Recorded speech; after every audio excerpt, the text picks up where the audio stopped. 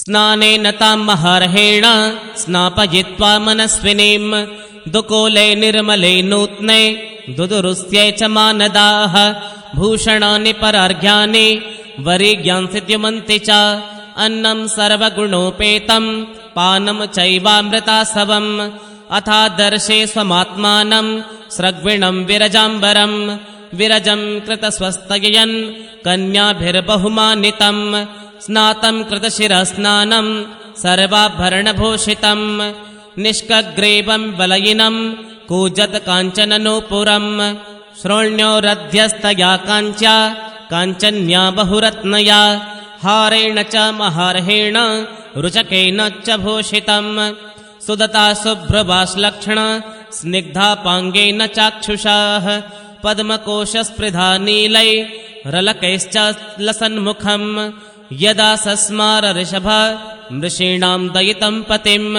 तत्र चास्ते सहस्रेभिः यत्रास्ते स प्रजापतिः भर्तुः पुरस्तादात्मानं स्त्रीसहस्रवृतं तदा निशाम्य तद्योगगतिं संशयं प्रत्यपद्यतः सतां कृतमलस्नानां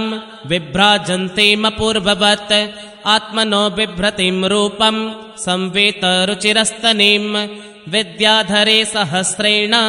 सेव्यमानं सुवाससं जातभावो विमानं तदारोहयदं मित्रहन् तस्मिन्नलुप्तमहिमा प्रिययानुरक्तो विद्याधरेभिरुपचीर्ण वपुविमाने बभ्राज उत्कचकुमुद्गणवानपीच्य ताराभिरावृत इवोड्डुपतिर्नभस्थः तेनाष्टलोकपविहारकुलच्चलेन्द्र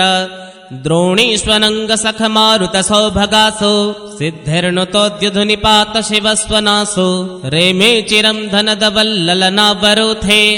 विश्रम्भके सुरसने नन्दने पुष्पभद्रके मानसे चैत्ररथ्ये च सरे मे रामया रतः भ्राजिष्णुना विमानेन कामगेन महीयसा वैमानिकानत्यशेत चनन् लोकान् यथा निलः किं दुरापादनं तेषां पुंसामुद्दामचेतसां येराश्रितस्तीर्थपदश्चरणोऽव्यसनात्ययः प्रेक्षयित्वा भुवो गौलं पत्न्ये यावान् स्वसंस्थया वव्वार्चयं महायोगे स्वस्रामाय निवर्तत विभज्यानवधात्मानं मानवीं सुरतोत्सुकां रामं निरमयन् रेमे वर्षपूगान् मुहूर्तवत् तस्मिन् विमान उत्कृष्टां शय्यां रतिकरीं श्रिता न चाबुध्यत तं कालं पात्यापीच्येन सङ्गता एवं योगानुभावेन दम्पत्यो रममाणयोः शतं व्यतेयुः शरदः कामलालसयोर्मनाक् तस्यामाधतरेतस्तां भावयन्नात्मनात्मवित् नोधा विधाय रूपं स्वं सर्वसङ्कल्पविद्विभुः अतः सा सुशुभे सद्यो देवहूतिस्त्रियप्रजाः सर्वास्ताश्चारु सर्वाङ्ग्यो लोहितोत्पलगन्धयः पतिं सा प्रव्रजिष्यन्तं तदा लक्ष्योषति सति स्मयमाना विक्लवेन हृदयेन विदूयता लिखन्त्यधोमुखीं भूमिं पदानकमणिश्रिया उवाच ललितां वाचं निरुध्याश्रुकलां शनैः देवहूतिरुवाच सर्वं तद्भगवान् मय्यो मपोवाह प्रतिश्रुतम् अथापि मे प्रपन्नाय अभयं दातुमर्हसि ब्रह्मन् दोहित्रिभिस्तुभ्यं विमृग्यापतयः समाः कश्चित् स्यान्मे विशोकाय त्वयि प्रव्रजिते वनम् एतावतालं कालेन व्यतिक्रान्तेन मे प्रभो इन्द्रियार्थप्रसङ्गेन परित्यक्तपरात्मनः इन्द्रियार्थेषु सज्जत्या प्रसङ्गस्त्वयि मे कृतः अजानन्त्या परं भावं तथाप्यस्त्वभयाय मे सङ्गो य संसृते हेतो रसत्सु विहितो धिया स एव साधुषु कृतो निसङ्गत्वाय कल्पते नेह यत्कर्मधर्माय न विरागाय कल्पते न तीर्थपदसेवायै जीवन्नपि मृतो हि सः साहं भगवतो नूनं वञ्चिता मायया दृढं यत्त्वां विमुक्तिदं प्राप्य न मुमुक्षेय बन्धनात्। इति श्रीमद्भागवते महापुराणे पारमहंस्यां संहितायां तृतीयस्कन्धे कापिलेयोपाख्याने त्रयोविंशोऽध्यायः। अथ चतुर्विंशोऽध्यायः। श्री कपिल देव जी का जन्म। मैत्रेय उवाच निर्वेदवादिनीमेवं मनोर्दुहितरं मुनिः दयालो शालिनीमाह शुक्लाभिव्याहृतं स्मरन्। ऋषिरुवाच माखिदो राजपुत्रेत्थम् आत्मानं प्रत्यनिन्दिते भगवांस्तेक्षरो गर्भम् अदूरात् सम्प्रपश्यते। धृतव्रतासि भद्रं ते दमेन नियमेन च तपोद्रविणदानैश्च श्रद्धया चेश्वरं भज। सत्त्वयाराधितः शुक्लो वितन्वन्मामकं यशः छेता ते हृदयग्रन्थे मोदर्यो ब्रह्मभावनः। मैत्रेय उवाच देवहूत्यपि सन्देशं गौरवेण प्रजापतेः सम्यक् श्रद्धाय पुरुषं कूटस्थम् भजद्गुरुम्। तस्यां बहुतिथे काले भगवान् मधुसूदनः कार्दमं वीर्यमापन्नो जज्ञेऽग्निरिव दारुणे। अवादयंस्तदा व्योम्ने वादित्राणि घनाघनाः गायन्ते तं स्म गन्धर्वा नृत्यन्तप्सरसो मुदा। पेतुः सुमनसो दिव्याः खेचरैरपवर्जिताः प्रसेदुश्च दिशः सर्वा अम्भांसि च मनांसि च। तत्कर्दमाश्रमपदं सरस्वत्या परिश्रितं स्वयंभू साकं ऋषिभिः मरीच्यादिभिरभ्ययात्। भगवन्तं परं ब्रह्म सत्त्वेनांशेन शत्रुहन् तत्त्वसङ्ख्यान विज्ञप्त्ये जातं विद्वानजस्वराट्। सभाजयन् विशुद्धेन चेतसा चचिकीर्षितं प्ररिष्यमाणैरसुभिः कर्दमं चेदमभ्यधात्। ब्रह्मोवाच त्वया मे पचितिस्तात् कल्पिता निर्व्यलेकतः यन्मे सञ्जगृहे वाक्यं भवान् मानदमानयन्। एतावत्येव शुश्रूषा कार्या पितरिपुत्रकैः बाणमित्यमनुमन्येत गौरवेण गुरोर्वचः। इमा दुहितरसभ्या तव वत्स सुमध्यमाः सर्गमेतं प्रभावे स्वे बृंहयिष्यन्त्यनेकधा। अतस्त्वं ऋषिमुखेभ्यो यथा शीलं यथा रुचि आत्मजा परिदेय्यद्य विस्तृणीहि यशो भुवे। वेदाहमाद्यं पुरुषम् अवतीर्णं स्वमायया भूतानां शैवधिं देहं बिभ्राणं कपिलं मुने। ज्ञानविज्ञानयोगेन कर्मणामुद्धरन् जटाः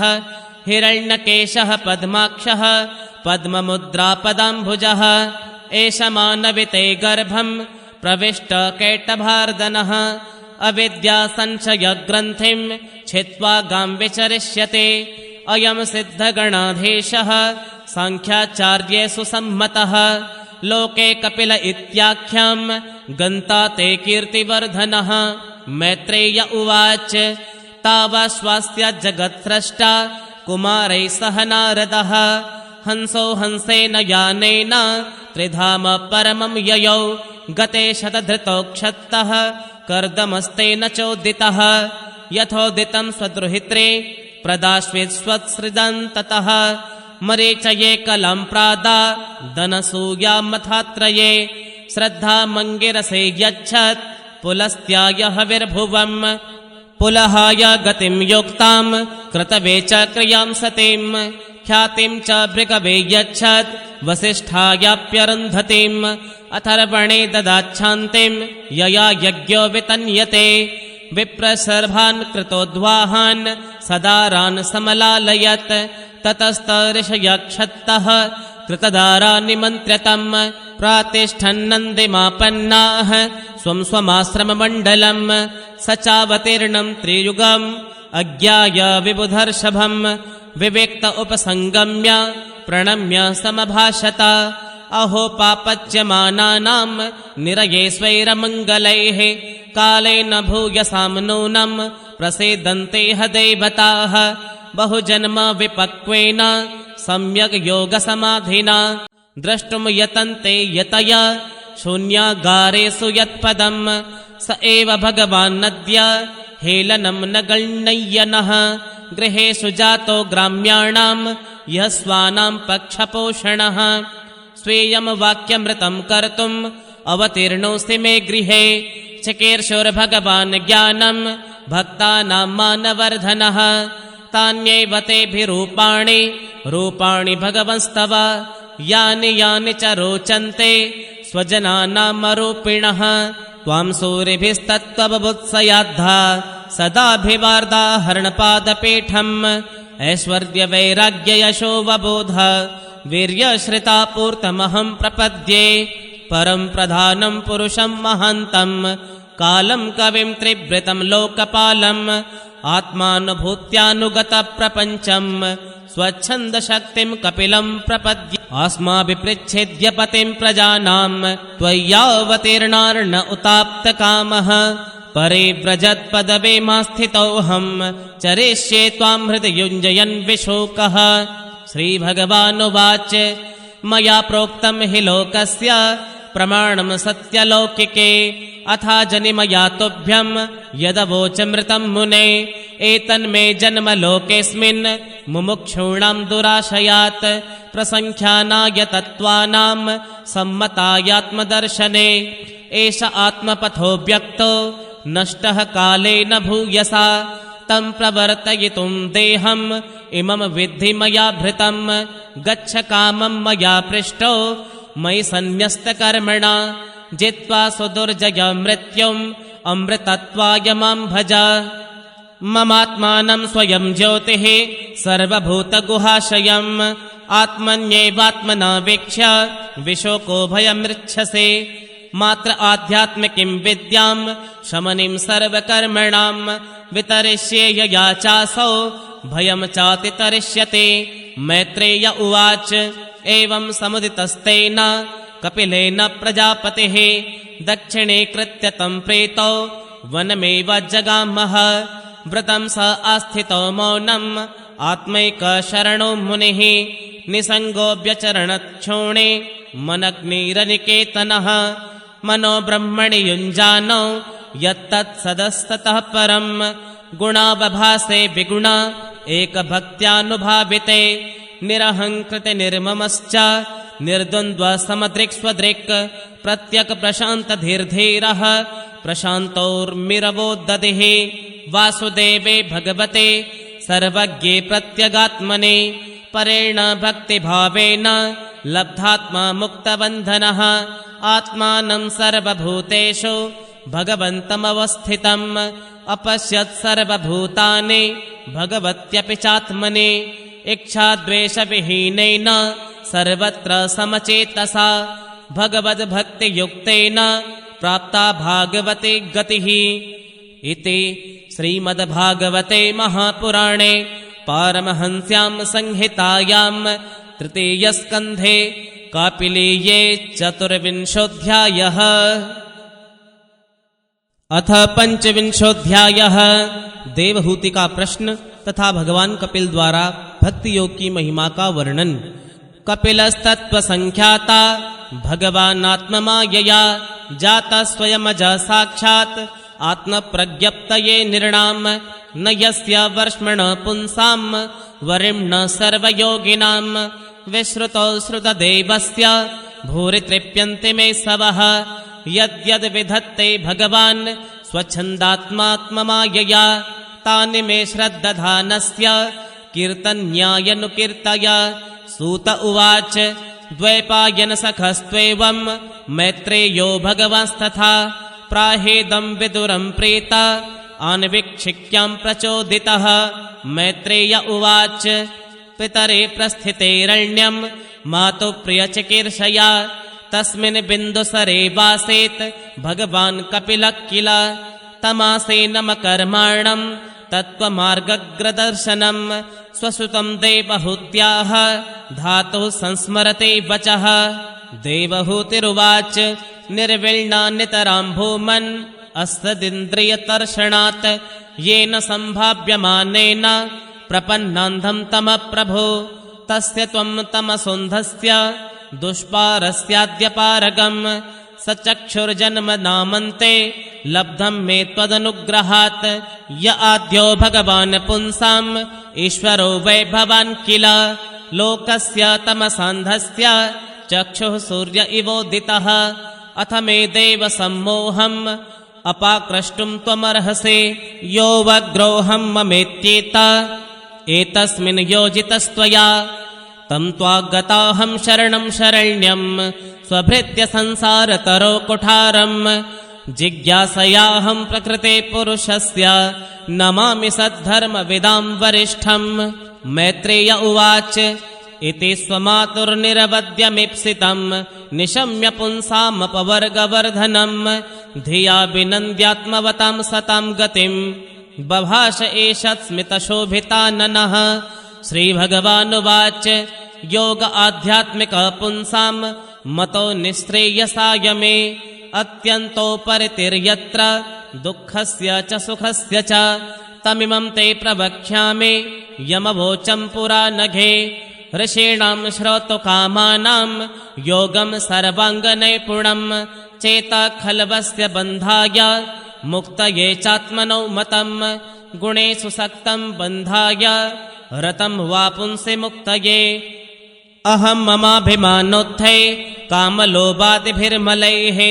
वेतं यदा मनः शुद्धम् अदुःखमसुखं समं तदा पुरुष आत्मानं केवलं प्रकृते परं निरन्तरं स्वयं ज्योते रणिमानमखण्डितं ज्ञानवैराग्ययुक्तेन भक्तियुक्तेन चात्मना परिपश्यत्तु दासेन प्रकृतिं च हतौजसं न युज्यमानया भक्त्या भगवत्यखिलात्मने सदृशोऽस्ते शिवपन्था योगिनां ब्रह्मसिद्धये प्रसङ्गमजरं पाशम् आत्मनः कवयो विदुः स एव साधुषु कृतो मोक्षद्वारमपावृतम् तितिक्षवा कारुणिकाः सुहृदः सर्वदेहिनाम् अजातशत्रवः शान्ताः साधवः साधुभूषणाः मय्यनन्येन भावेन भक्तिं कुर्वन्ति ये दृढाम् मत्कृते त्यक्तकर्माण त्यक्तस्वजनबान्धवाः मदाश्रया कथामृष्टाः शृण्वन्ति कथयन्ति च तपन्ति विविधास्तापा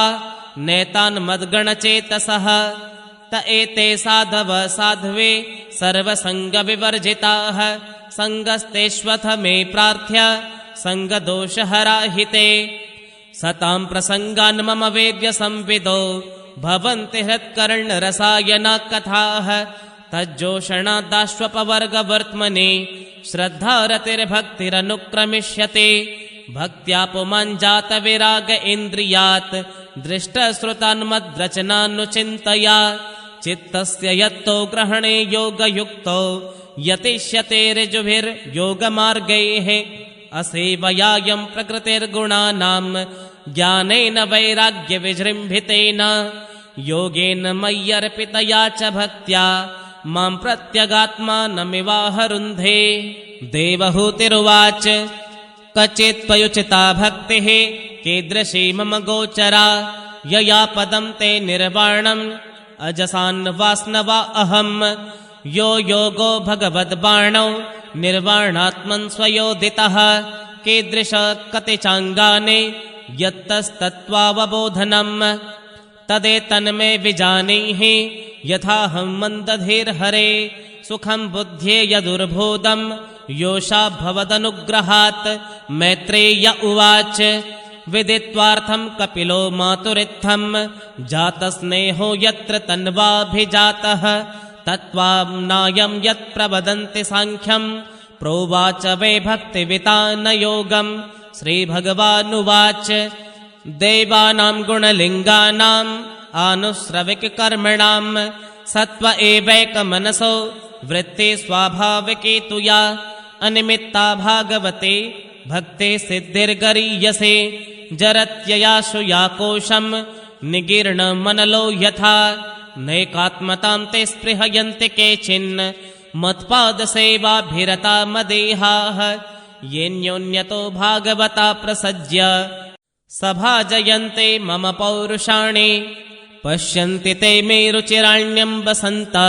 प्रसन्नवक्त्रारुणलोचनानि रूपाणि दिव्यानि वरप्रदानि साकं वाचं स्पृहणीयां वदन्ते ते दर्शनीया वयवैरुदार विलासहासेक्षितवामसूक्तैः हृतात्मनो हृतप्राणश्च भक्ते अनिच्छतो मे गतिमण्विं प्रयुङ्क्ते अथो विभूतिं मम माया विनस्ता मैश्वर्यमष्टाङ्गमनुप्रवृत्तम् श्रियं भागवतीं वा स्पृहयन्ति भद्रां परस्य मे ते श्नुवते तु लोके न कर्हि चिन्मत्परा शान्तरूपे नङ्ख्यन्ति नो मे निमशो लेढिहेति येषामहं प्रिय आत्मा सुतश्च सखा गुरु सुहृदौ देवमिष्टम् इमं लोकं तथैवामुम् आत्मानमुभयायिनम् आत्मानमनुये चेह ये राय पशवो गृहाः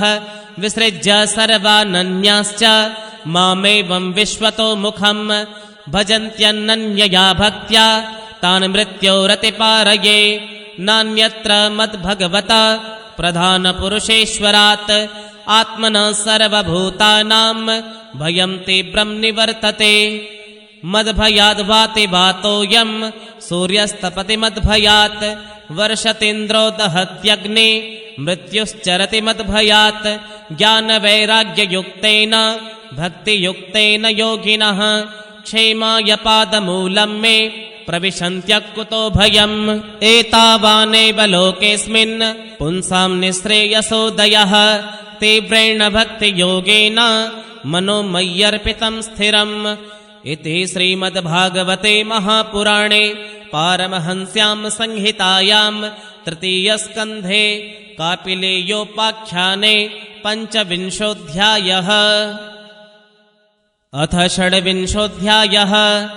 महदादि भिन्न भिन्न तत्वों की उत्पत्ति का वर्णन। श्री भगवानुवाच अथ ते संप्रवक्ष्यामि तत्त्वानां लक्षणं पृथक् यद्विदित्वा विमुच्येत पुरुष प्राकृतिर्गुणैः ज्ञानं निःश्रेयसार्थाय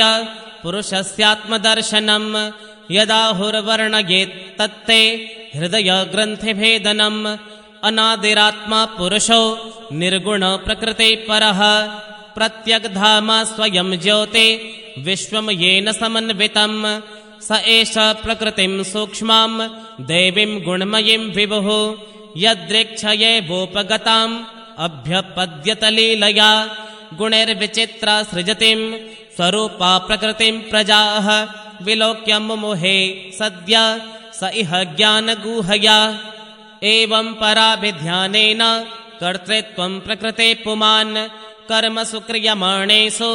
गुणैरात्मनि मन्यते तदस्य संसृतिर्बन्धः पारतन्त्र्यं च तत्कृतं भवत्या कर्तुरीशस्य साक्षिणो निवृतात्मनः कार्यकारणकर्तृत्वे कारणं प्रकृतिं विदुः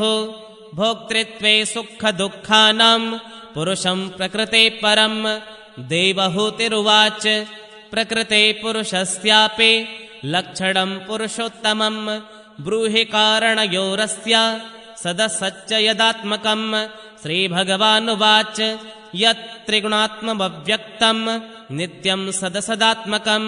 प्रधानं प्रकृतिं प्राहुरविशेषं विशेषवत्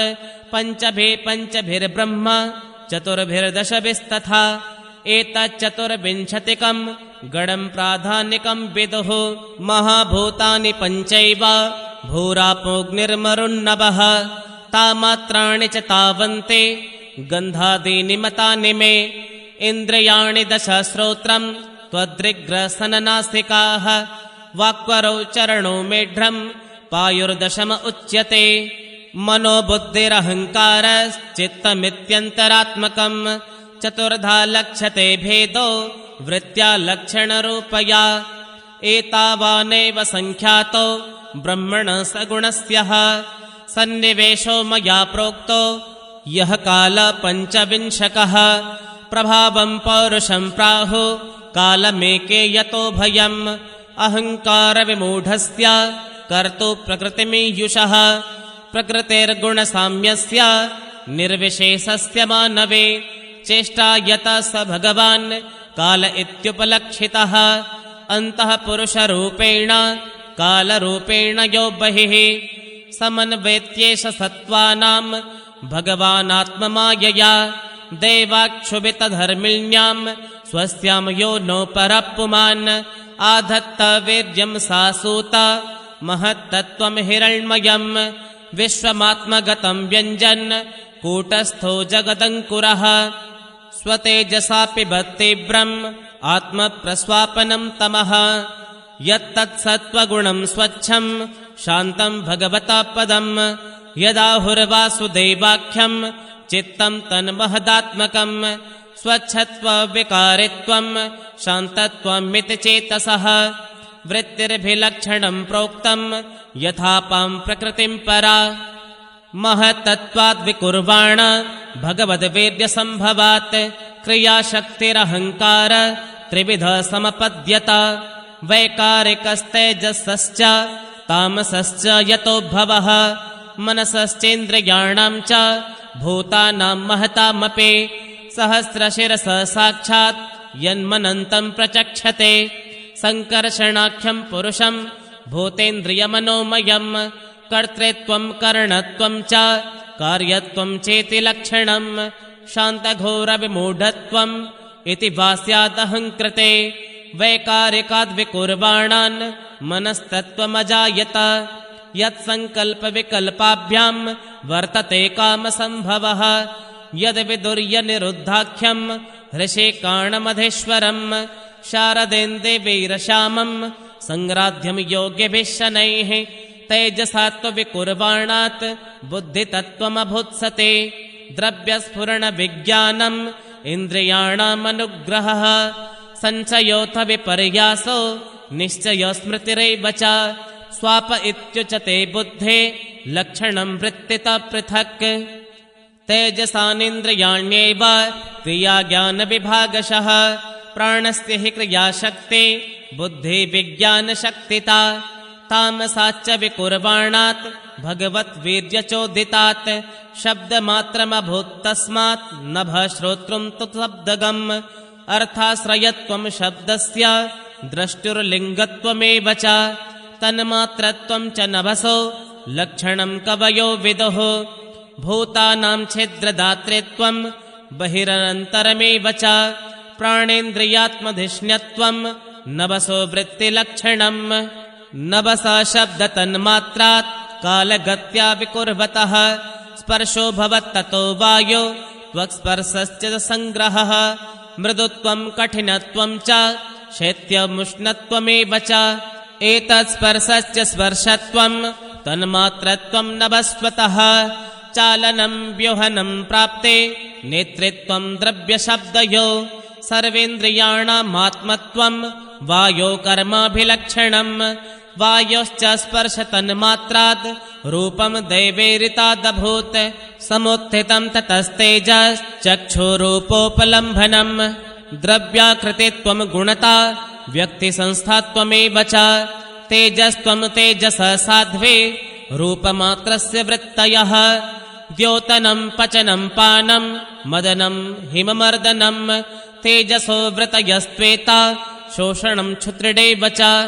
रूपमात्राद्विकुर्वाण तेजसो दैवचोदितात् रसमात्रमभूत्तस्मात् अम्भो जिह्वारसग्रहः कषायो मधुरस्तिक्ता कट्वम्ल इति नैकधा भौतिकानां विकारेण रस एको विविद्यते क्लेदनं पिण्डनं तृप्तिः प्राणनाप्यायनोन्दनं तापापनोदो भूयस्त्वम् अम्बसो वृतयस्त्विमाः रसमात्राद्विकुर्वाणात् अम्बसो दैवचोदितात् गन्धमात्रमभूत्तस्मात् पृथिवीघ्राणस्तु गन्धगः करम्भपोति सौरभ्य शान्तो ग्राम्लादिभिः पृथक् द्रव्यावयववैषम्यात् गन्धम् एको विविध्यते भावनं ब्रह्मणस्थानं धारणं सद्विशेषणं सर्वसत्त्वगुणोद्भेदः पृथिवीवृत्तिलक्षणम् नभो गुणविशेषोऽर्थो यस्य तच्छ्रोत्रमुच्यते वायोर्गुणविशेषोऽर्थो यस्य तत्स्पर्शनं विदुः तेजो गुणविशेषोऽर्थो यस्य तच्चक्षुरुच्यते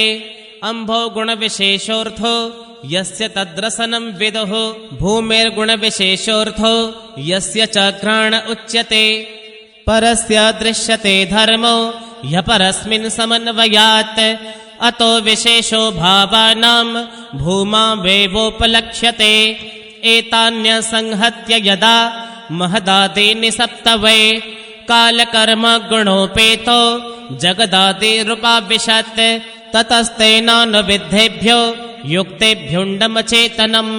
उत्थितं पुरुषो यस्मात् उदतिष्ठदसो विराट्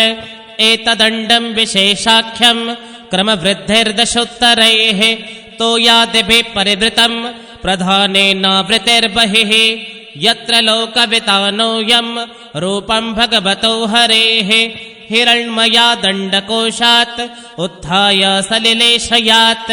तमाविश्य महादेवो बहुधा निर्बिभेदखम् निरभिद्यतास्य प्रथमं मुखं वाणी ततोऽभवत् वाण्यावन्निरथो नासे प्राणोतो घ्राण एतयोः घ्राणाद्वायुरभिद्येताम् अक्षणे चक्षुरेतयोः तस्मात् सूर्यो व्यभिद्येताम् कर्णो श्रोत्रं ततो दिशः निर्बिभेदविराजस्त्व ग्रोमश्मस्रावदयस्ततः तत ओषधयश्चासन् शिश्नं निर्बिभिदे ततः रेतस्तस्मादाप आसन् निरविद्यत वै गुदम् गुदादपानोपानश्च मृत्युलोकभयङ्करः हस्तो च निरभिद्येताम् बलं ताभ्यां ततः स्वराट् पादौ च निरभिद्येताम् गतिस्ताभ्यां ततो हरिः नाड्योऽस्य निरभिद्यन्त ताभ्यो लोहितमाभृतम्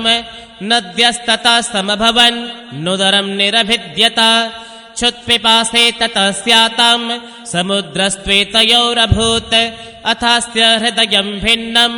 हृदयान्मन उत्थितम् मनसश्चन्द्रमा जातो बुद्धिर्बुद्धे गिरां पतिः अहङ्कारस्ततो रुद्र चित्तं चैत्यस्ततो भवत् एते यव्युत्थिता देवा नैवास्योत्थापने शकन् पुनराविवशोखाने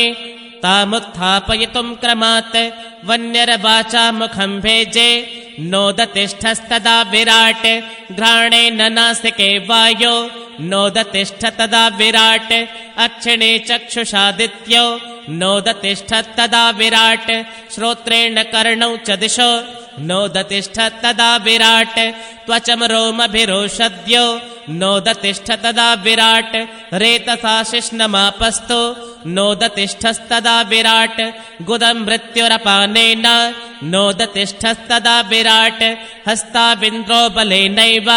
नोदतिष्ठस्तदा विराट् विष्णुर्गत्यैव चरणौ नोदतिष्ठस्तदा विराट् नाडिर्नद्यो लोहितेन नोदतिष्ठस्तदा विराट् क्षुत्रिद्भ्यामुदरं सिन्धो नोदतिष्ठस्तदा विराट् हृदयं मनसा चन्द्रो नोदतिष्ठस्तदा विराट् बुद्ध्या ब्रह्मापि हृदयं नोदतिष्ठस्तदा विराट् रुद्रोऽभिमत्या हृदयं नोदतिष्ठस्तदा विराट् चित्तेन हृदयं चैत्य क्षेत्रज्ञा प्राविशद्यता विराट् तदेव पुरुष सलिलादुदतिष्ठत यथा प्रसुप्तं पुरुषं प्राणेन्द्रियमनोधियः प्रभवन्ति विना येन नोत्थापयितुमोजसा तस्मिन् प्रत्यागमात्मानं धिया योगप्रवृत्तया भक्त्या विरक्त्या ज्ञानेन विविच्यात्मनि चिन्तयेत् इति श्रीमद्भागवते महापुराणे पारमहंस्यां संहितायां तृतीयस्कन्धे कापिलेये तत्त्वसमाम्नाये षड्विंशोऽध्यायः। अथ सप्तविंशोऽध्यायः। प्रकृति पुरुष के विवेक से मोक्ष प्राप्ति का वर्णन। श्री भगवानुवाच प्रकृतिस्थोऽपि पुरुषो नाज्यते प्राकृतिर्गुणैः अविकाराद् कर्तृत्वा निर्गुणत्वा जलार्कवत् स एष यर्हि प्रकृते गुणेष्वभिविसज्जते अहं क्रिया विमूढात्मा कर्तास्मित्यभिमन्यते तेन संसार पदवीं मवशोभ्येत्य निवृतः प्रासंगिके कर्मदोषे सदसन्मिश्रयो निशो अर्थे यविद्यमानेऽपि संसृतिर्न निवर्तते ध्यायतो विषयानस्य स्वप्ने नर्थागमो यथा अत एव सनैश्चित्तम् प्रसक्तमसतं पथे भक्तियोगेन तीव्रेण विरक्त्या च नयेद्वशम् यमादिभिर्योगपथे रभस्यन् श्रद्धयान्वितः मयि भावेन सत्येन मत्कथाश्रवणेन च सर्वभूतसमत्वेन निर्वैरेणाप्रसङ्गतः ब्रह्मचर्येण मौनेन स्वधर्मेण बलीयसा यदृच्छयोपलब्धेन सन्तुष्टो मितभुङ्मुनिः विवेक्ता शरण शान्तो मैत्र करुण आत्मवान् सानुबन्धे च देहेऽस्मिन् कुर्वन्न सदाग्रहम् ज्ञानेन दृष्टतत्त्वेन प्रकृते पुरुषस्य च निवृत्त बुद्ध्यवस्थानौ दूरे भूतान्यदर्शनः उपलभ्यात्मना चात्मनं चक्षुवेशार्कमाद्रिका मुक्तलिङ्गं सदाभासं वसतिं प्रतिपद्यते सतो बन्धुमसच्चक्षु सर्वानस्योतमद्वयम् यथा जलस्थ आभासस्थलस्थेनावदृश्यते स्वाभासेन तथा सूर्यो जलस्थेन दिवि स्थितः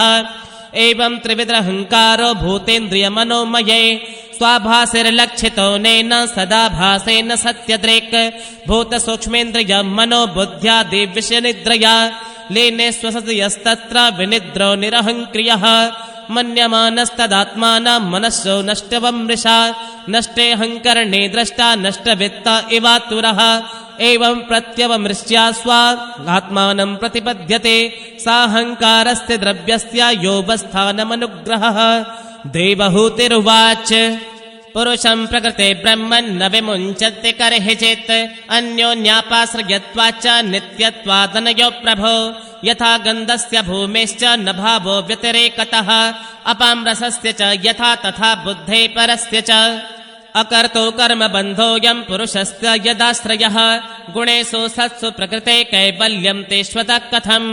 क्वचित् तत्त्वावमर्शेन निवृत्तं भयमुल्बणम् अनिवृत्तनिमित्तत्वात् पुनः प्रत्यवतिष्ठते श्रीभगवानुवाच अनिमित्तनिमित्तेन स्वधर्मेणामलात्मना तीव्रया मयि भक्त्या च श्रुतसंहृतया चिरम् ज्ञानेन दृष्टतत्त्वेन वैराग्येण बलीयसा तपोयुक्तेन योगेन तीव्रेणात्मसमाधिना प्रकृते पुरुषस्येह दह्यमाना त्वनन्निशम् तिरो भवेत्रे शनकैरग्नेयो निर्वाणिने भुक्तभोगा परित्यक्ता दृष्टदोषा च नित्यशः निश्वरस्याशुभं धत्ते स्वे महिम्नि स्थितस्य च यथा यप्रतिबुद्धस्य प्रस्वापो भवनर्थभृत् स एव प्रतिबुद्धस्य न वै मोहाय कल्पते एवं विदिततत्त्वस्य प्रकृतिर्मयि मानसं युञ्जतो नापकुरुता आत्मा रामस्य कर्हिचित् यदेव मध्यात्मरता कालेन बहुजन्मना सर्वत्र जात वैराग्य आब्रह्म भुवनान्मुनिः मद्भक्त प्रतिबुद्धार्थो मत्प्रसादेन भूयसा निःश्रेयसं सुसंस्थानं कैवल्याख्यं मदाश्रयम् प्राप्नोते हञ्जसा धीरा स्वदृशाञ्छिन्न संशयः यद्गत्वा न निवर्तेत योगे लिङ्गात् विनिर्गमे यदा न योगोपचिता सुचेतो मायासु सिद्धस्य विसज्जतिङ्ग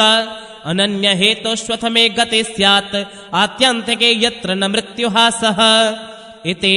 श्रीमद्भागवते महापुराणे पारमहंस्यां संहितायां तृतीयस्कन्धे कापिलेयोपाख्याने 27 अथ 28 अष्टांग योग की विधि। श्री भगवानुवाच योगस्य लक्षणं वक्षे सवेजस्य निर्वात्मजे मनो येनैव विधिना प्रसन्नं याति सत्पथम् स्वधर्माचरणं शक्त्या विधर्माच्च निवर्तनं दैवाल्लब्धेन सन्तोष आत्मविच्चरणार्चनं ग्राम्यधर्मनिवृत्तिश्च मोक्षधर्मरतिस्तथा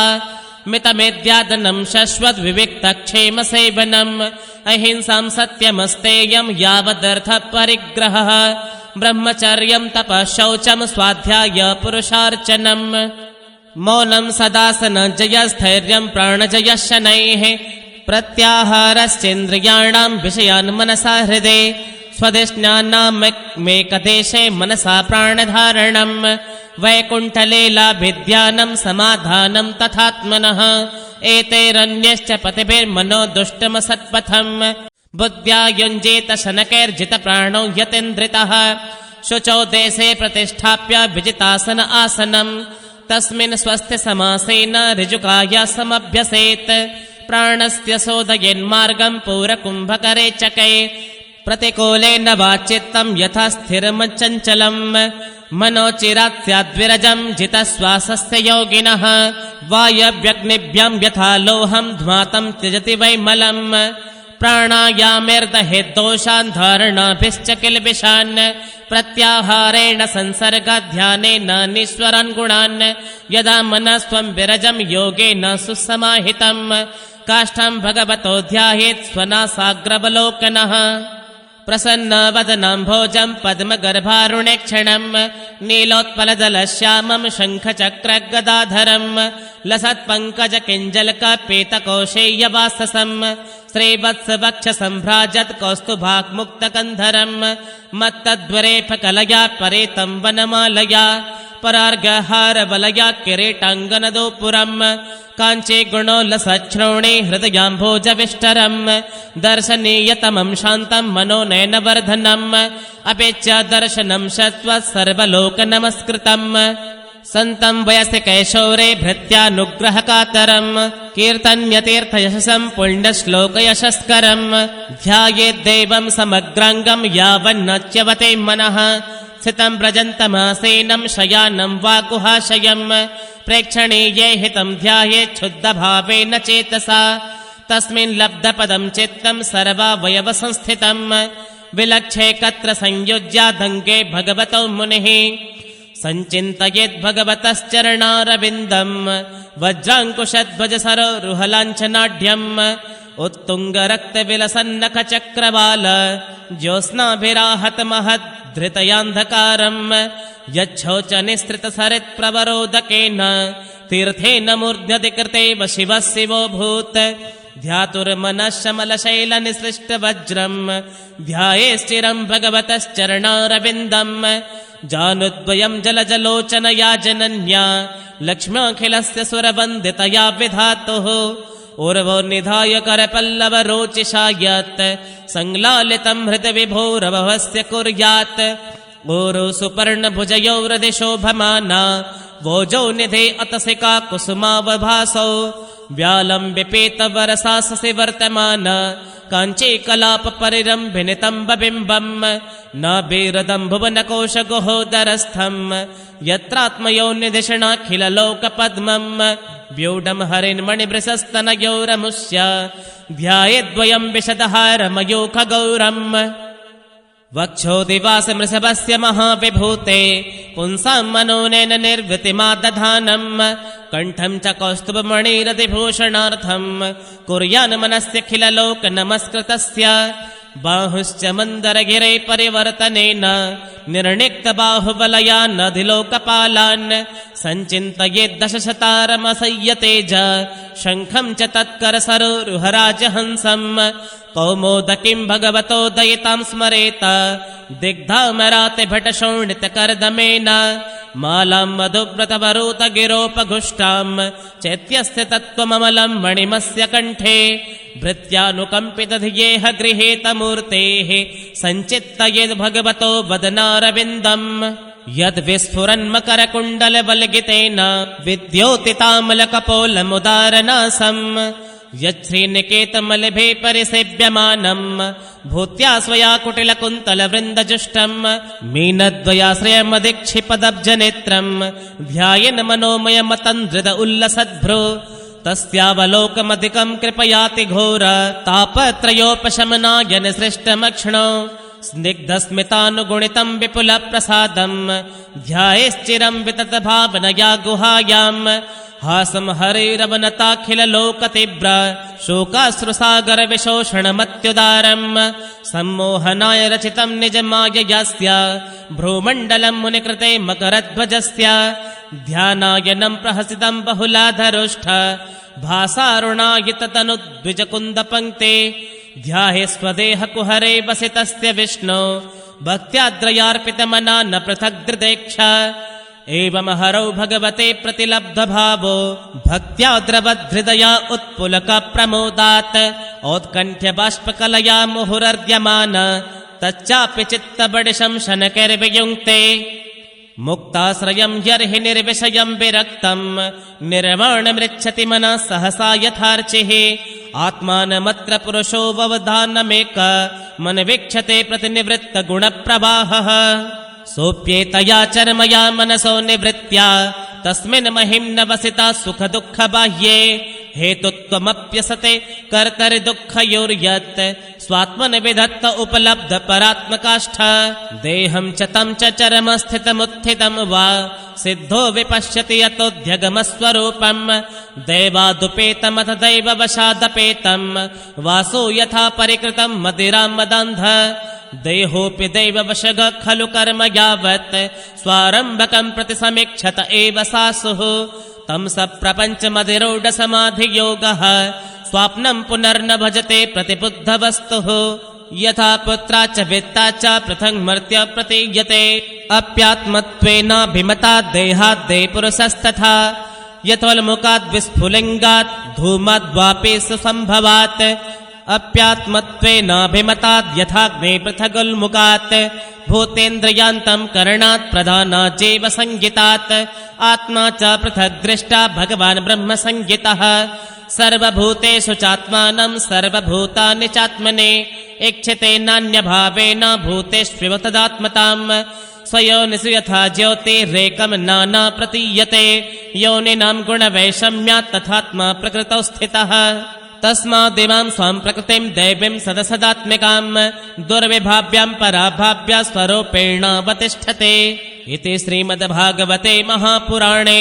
पारमहंस्यां संहितायां तृतीयस्कन्धे कापिलेये साधनानुष्ठानं नामाष्टविंशोऽध्यायः। अथ 39वाध्यायः। भक्ति का मर्म और काल की महिमा। देवहूतिरुवाच लक्षणं महदादेनां प्रकृते पुरुषस्य च स्वरूपं लक्ष्यते मेषां येन तत्पारमार्थिकं यथा सांख्येषु कथितं यन्मूलं तत्प्रत्यक्षते भक्तियोगस्य मे मार्गं ब्रूहि विस्तरश प्रभो विरागो येन पुरुषो भगवन् सर्वतो भवेत् आचक्ष्वजेव लोकस्य विविधा मम संसृते कालस्येश्वररूपस्य परेषां च परस्यते स्वरूपं बत कुर्वन्ते यद्धेतो कुशलं जनाः लोकस्य मिथ्याभिमतेरचक्षुषा चिरं प्रसुप्तस्य तमस्य नाश्रये श्रान्तस्य कर्मस्वनुविद्धया धिया त्वमविरासे किल योगभास्करः। मैत्रेय उवाच इति मातुर्वचस्लक्ष्णं प्रतिनन्द्यं महामुनिः आबभाषे कुरु श्रेष्ठ प्रीतस्तां करुणार्दितः। श्रीभगवानुवाच भक्तियोगो बहुविधो मार्गैर्भामिनि भाव्यते स्वभावगुणमार्गेण पुंसां भावो विविद्यते अभिसन्धाय यो हिंसां दम्भं मात्सर्यमेव वा संरम्भे भिन्न दृग्भावं मयि कुर्यात् स तामसः विषयानभिसन्धाय यश ऐश्वर्यमेव वा आर्चायदार्वर्चयोद्यो मां पृथग्भाव स राजसः कर्म निर्हारमुद्दिश्य परस्मिन् वा तदर्पणं यजेद्यष्टव्यमिति वा पृथग्भाव स सात्विकः मद्गुणश्रुतिमात्रेण मयि सर्वगुहाश्रये मनोगतिरवच्छिन्ना यथा गङ्गाम्बसुम्बुधौ लक्षणं भक्तियोगस्य निर्गुणस्य युदाहृतम् अहेतुक्यव्यवहिता या भक्ति पुरुषोत्तमे सालोक्यसाष्टि सामीप्य सारूप्येकत्वमप्युत दीयमानं न गृह्णन्ति विना मत्सेवनं जनाः स एव भक्तियोगाख्य आत्यन्तिक उदाहृतः येनातिव्रज्य त्रिगुणं मद्भावायोपपद्यते निषेविता निमित्तेन स्वधर्मेण महीयसा क्रियायोगेन शस्तेन नातिर्हिंसेण नित्यशः मध्यष्ण्य दर्शयन् स्पर्शन् पूजास्तुत्यभिवन्दने भूतेषु मद्भवनया सत्त्वेन सङ्गमेन च महता बहुमानेन दीनानामनुकम्पया मैत्र्या च वात्मतुल्येषु यमेन नियमेन च आध्यात्मिकानुश्रवणात् नाम संकीर्तनाच्च मे आर्जवेनार्यसङ्गेन निरहङ्क्रियया तथा मद्धर्मणो गुणैरैते परिसंशुद्ध आशयः पुरुषस्याञ्जसाभ्येते श्रुतमात्रगुणं हिमाम् यथा वातरथोघ्राणं मा वृङ्थे गन्ध आशयात् एवं योगरतं चेता आत्मानमविकारयत् अहं सर्वेषु भूतेषु भूतात्मावस्थितः सदा तमवज्ञाय मामर्त्य कुरुतेर्चा विडम्बनम्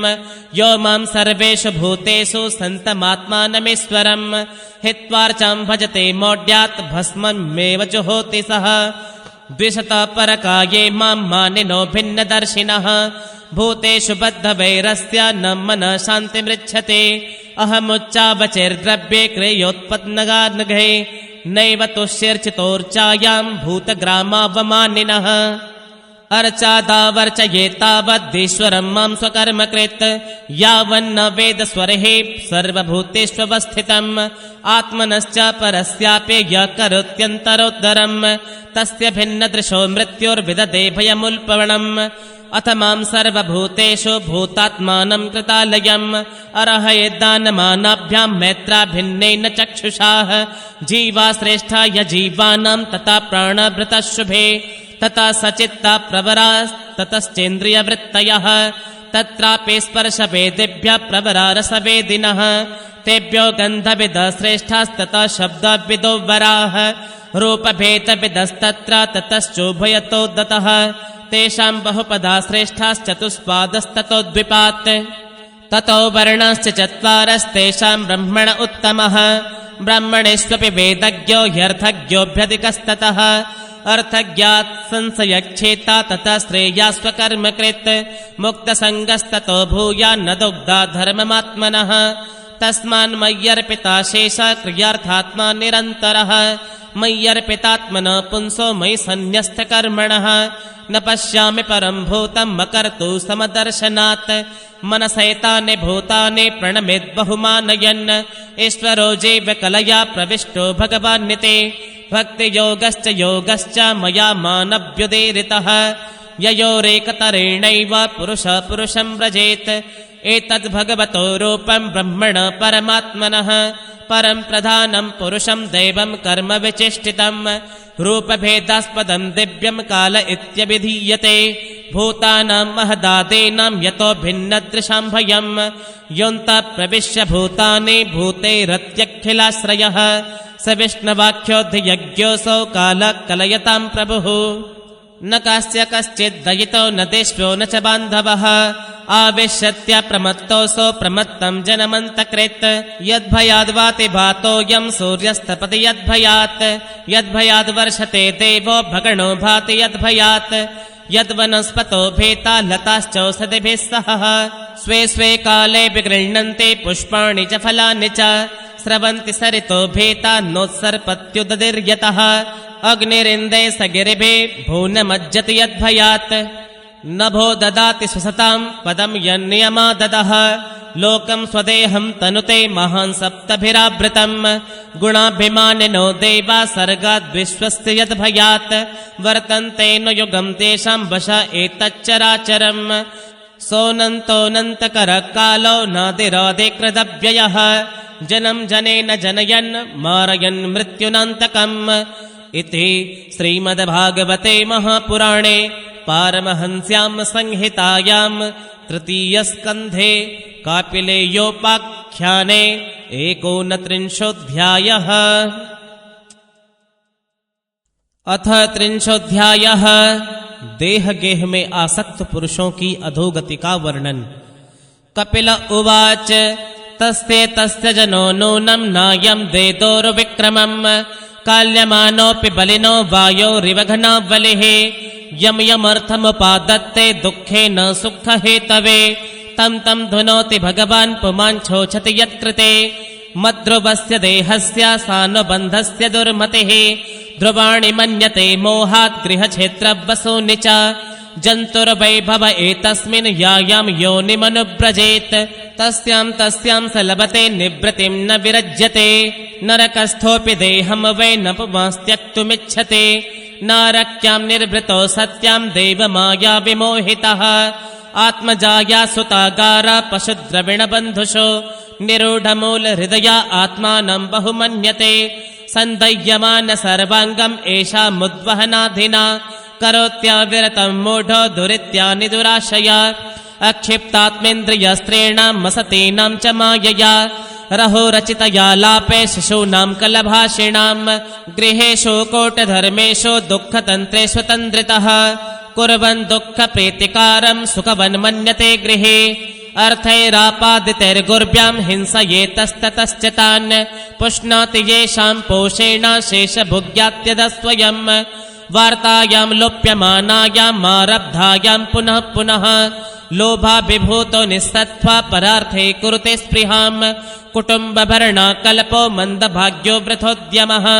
श्रिया विहीन कृपणो ध्यायन् छसति मूढदे एवं स्ववर्णकल्पं तत्कलत्रादयस्तथा नाद्रयन्ते यथा पूर्वं कीनाश इव गोचरम्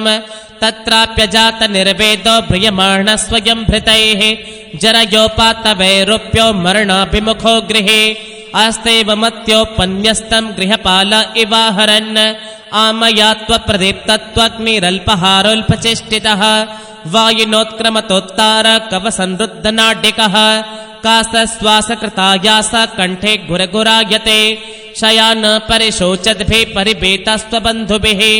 वाच्यमानोऽपि न ब्रूते कालपाशवशं गतः एवं कुटुम्बभरणे व्यापृतात्मजितेन्द्रियः म्रियते रुदतां स्वानां मुरवेदनयास्तधे यमदूते तदा प्राप्तो भीमौ सर्वसेक्षणौ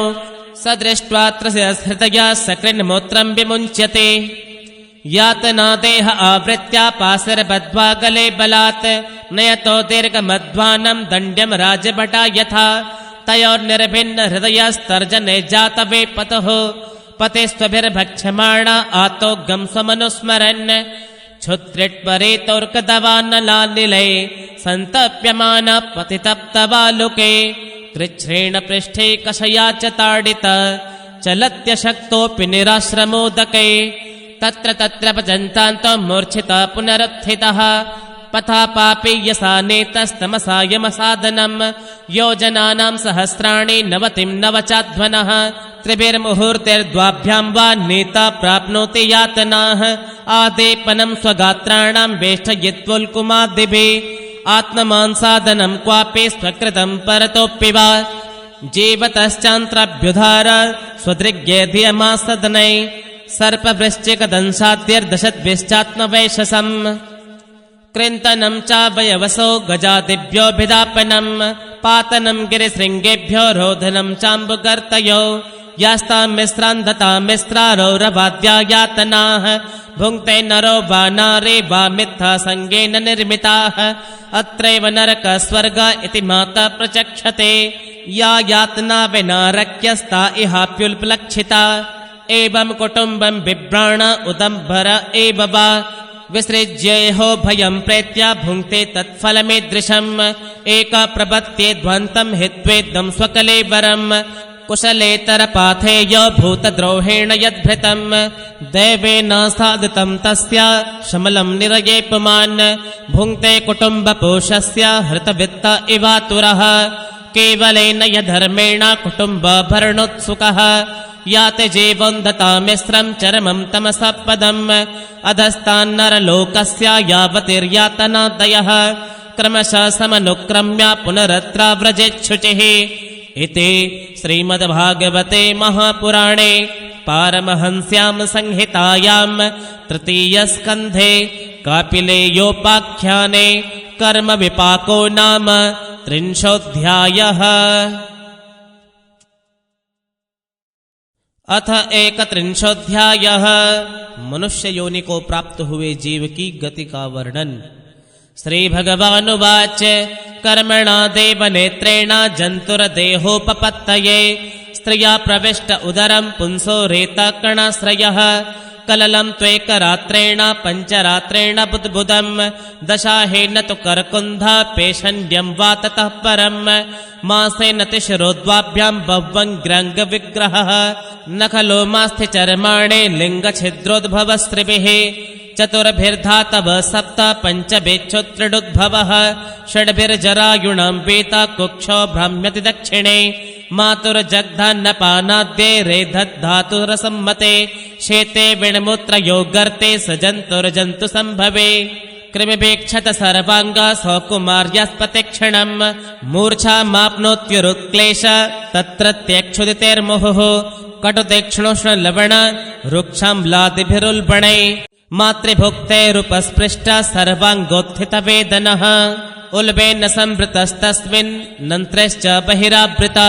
आस्ते कृत्वा शिरकुक्षो भुग्नपृष्ठशिरोधरः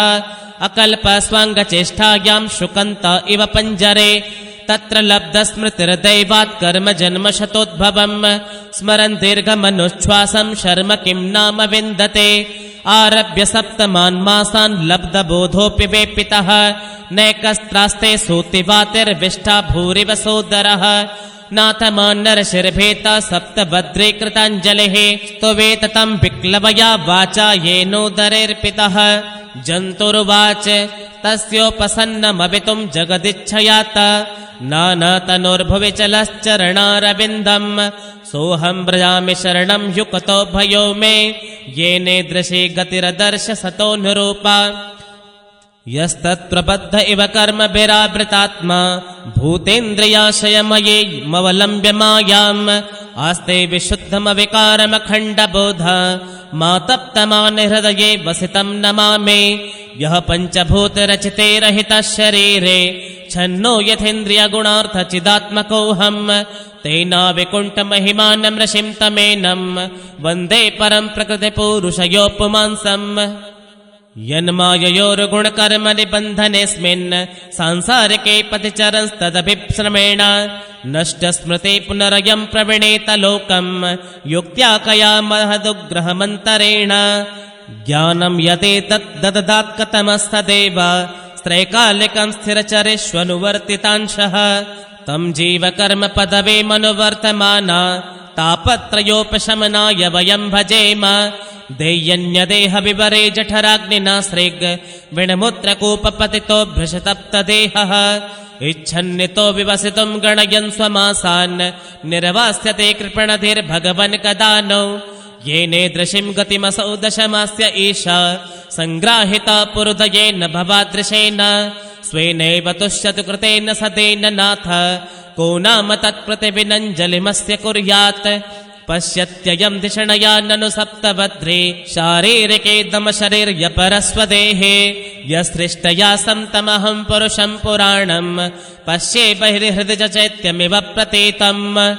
सोऽहं वसन्नपि विभो बहु दुःखवासं गर्भान्न निजृगिमिषे बहिरन्धकूपे यत्रोपयातमुपसर्पति देवमाया मिथ्यामतिर्यदनुसंसृतचक्रमेतत् तस्मादहं विगत विक्लव उद्धरिष्य आत्मानमासु तमसा सुहृदात्मनैव भूयो यथा व्यसनमेतदनेकरन्ध्रं मामे भविष्यदुपसादित विष्णुपादः कपिल उवाच एवं कृतमतिर्गर्भे दशमास्यास्तृतनृषे सद्य क्षिपत्य वाचेनं प्रसूत्ये सूतिमाधृतः तेनावसृष्ट सहसा कृत्वा वाक्शिर आतुरः विनिष्क्रामति कृच्छ्रेण निरुच्छ्वासो हतस्मृतिः पतितो भुव्य संमुत्रे विष्ठा भूरिव चेष्टते रोरुयति गते ज्ञाने विपरीतां गतिं गतः परच्छन्दं न विदुषां पुष्यमाणो जनेन सह अनभिप्रेतमापन्न प्रत्याख्यातु मुनीश्वरः शायितो शुच्य पर्यङ्के जन्तु स्वेदजदूषिते नेशाकण्डूयनिङ्गानां मासनुत्थानचेष्टने तुदन्त्यात्मवचं दशां वशकामत्कुणादयः हृदन्तं विगतज्ञानं कृमया कृमिकं तथा इत्येवं शैशवं भुङ्क्त्वा दुःखं पौगण्डमेव च अलब्धाभिप्सितो ज्ञानाद्दिग्धमन्योषु चार्पितः सह देहेन मानेन वर्धमानेन मन्युना करोति विग्रहं कामे कामेष्वन्ताय चात्मनः भूते पञ्चभिरारब्धे देहे देय्यबुधो सकृत् अहं मम्येत सद्ग्राह करोति कुमतिर्मतिं तदर्थं कुरुते कर्म यद्बहो याति संसृतिं यो नु याति ददत्क्लेशं मविद्या कर्म बन्धनः सद्य सद्वे पथे पुनः शिष्णोद्धरकृतोद्यमे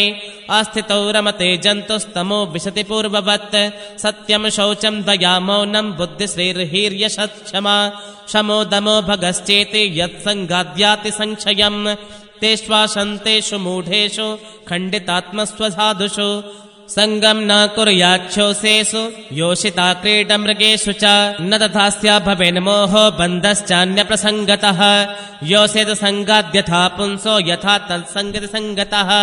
प्रजापते स्वां दुहितरं दृष्ट्वा तद्रूपधर्षितः रोहितभूतं सुन्वधा वदृक्षरूपे हतत्रपः तत्सृष्टसृष्टसृष्टेषु कोन्वाखण्डितधि पुमान् ऋषिं नारायणमृते योषिन्मय्येह मायया बलं मे पश्य मायाया स्त्रीमय्या जयिनो दिशां या करोति पदाक्रान्तान् भ्रुविजृम्भेण केवलम् सङ्गं न कुर्यात् प्रमदासु जातो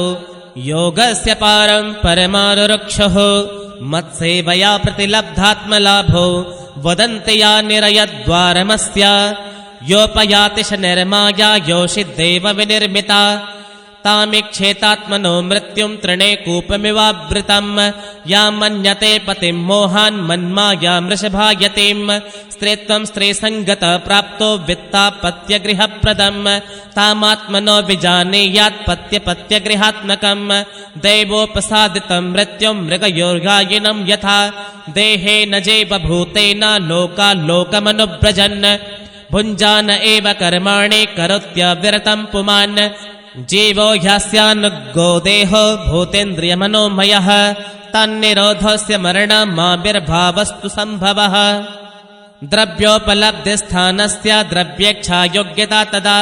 तत्पञ्चत्वमहामानादुत्पत्तिद्रव्यदर्शनं